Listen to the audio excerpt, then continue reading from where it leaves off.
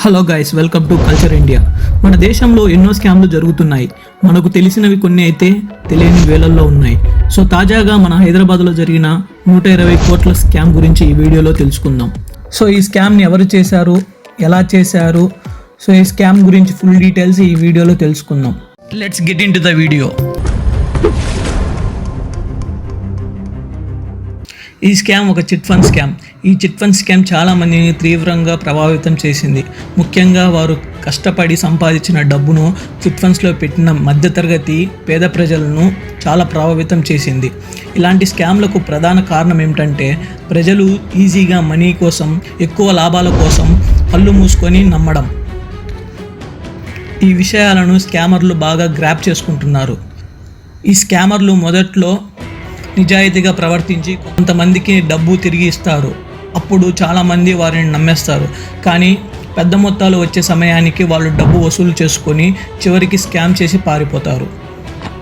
ముందుగా మనం ఈ చిట్టి ఫండ్స్ ఎలా నడుస్తాయో తెలుసుకుందాం. ఇది సాధారణంగా చిన్న మొత్తంతో ప్రారంభమయ్యే స్కీమ్. ప్రాథమికంగా కొన్ని సభ్యులు కలిసి ఒక గ్రూప్గా ఏర్పడి నెల నెల డబ్బులు చెల్లిస్తారు.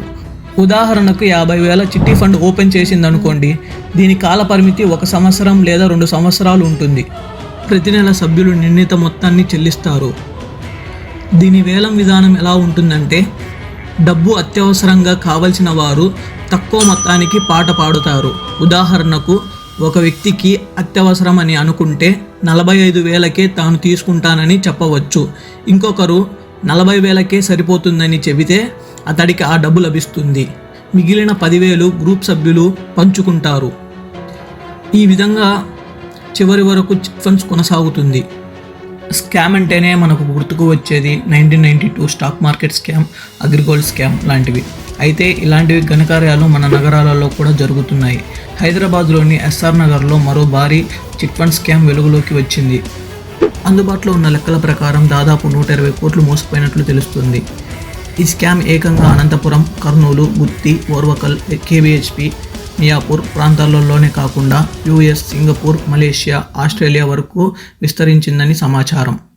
ఈ స్కామ్ వెనుక ప్రధాన సూత్రధారి పుల్లయ్య, వయసు 55 మరియు అతని కుమారుడు. పుల్లయ్య కుటుంబం అనంతపురం జిల్లా యాడికి మండలం చందన లక్ష్మీపురంపల్లి గ్రామంకి చెందినవారు. 25 సంవత్సరాల క్రితం హైదరాబాద్కు వచ్చి కూలీగా పనిచేయడం మొదలుపెట్టాడు. ఆపై రియల్ ఎస్టేట్ వ్యాపారం చేస్తూ భారీ లాభాలు సంపాదించాడు. ప్రారంభంలో 20,000 నుండి 50,000 చిట్టీలు నడుపుతూ నమ్మకం సంపాదించాడు. గత 5 ఏళ్లుగా 10 లక్షలు, 25 లక్షలు, 30 లక్షల చిట్టీలు పెట్టడం ప్రారంభించాడు.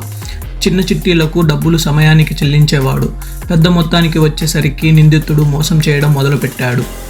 పేద ప్రజలు, మధ్యతరగతి కుటుంబాలు పిల్లల చదువుల కోసం, పెళ్లిళ్ల కోసం చిట్టీలు కట్టారు.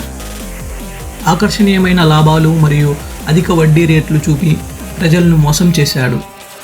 మొదటి దశలో సరైన రీతిలో చిట్టీలు నిర్వహించి ఎక్కువ మందిని నమ్మేలా చేశాడు. ఇప్పటి వరకు 338 మందికి సంబంధించిన లెక్కల ప్రకారం 120 కోట్ల మోసం జరిగినట్లు తెలుస్తుంది. అయితే 2,000 మందికి పైగా పుల్లయ్య వద్ద చిట్టీలు వేసినట్లు తెలుస్తుంది.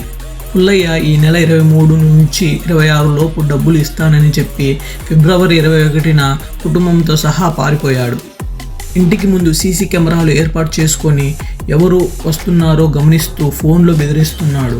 సో ఇలాంటి స్కామ్ల నుండి తప్పించుకోవాలి అంటే ఆర్బీఐ అనుమతి పొందిన చిటీ ఫండ్ కంపెనీలలో మాత్రమే పెట్టుబడి పెట్టండి.